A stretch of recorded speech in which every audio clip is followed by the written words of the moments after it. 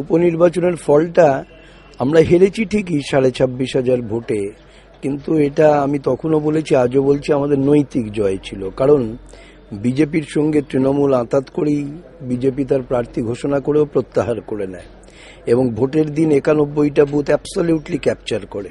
এত কিছু করার পরে ওরা 26,500 ভোটে জিতেছিল।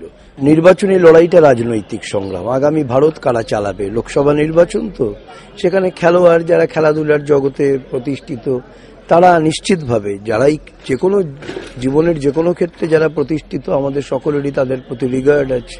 কিন্তু নির্বাচনী সংগ্রাম সরকার গড়ার প্রশ্ন নির্দিষ্ট নীতির ভিত্তিতে। আমাদের লড়াই কিন্তু নীতি। আজকে 34 মাস, আর গত 9 মাসে না আরও অনেক ঘটনা ঘটেছে। নারী নির্যাতনের ভয়ঙ্কর সব ঘটনা এই রাজ্যে ঘটেছে।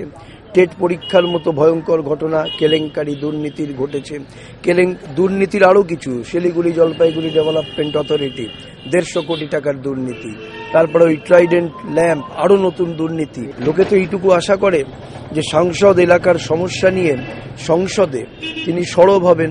আপনি একটু তথ্য নিয়ে দেখুন, উনি যে কদিন প্রায় 9 মাস ছিলেন সংসদে, সংসদ থেকে রিপোর্ট বেরিয়েছে কোন সাংসদ কত প্রশ্ন তুলেছেন, কত ডিবেটে পার্টিসিপেট করেছেন, কোন প্রশ্নে ইন্টারভেন করেছেন, সেই প্রশ্নে ওনার রেকর্ডটা দেখুন।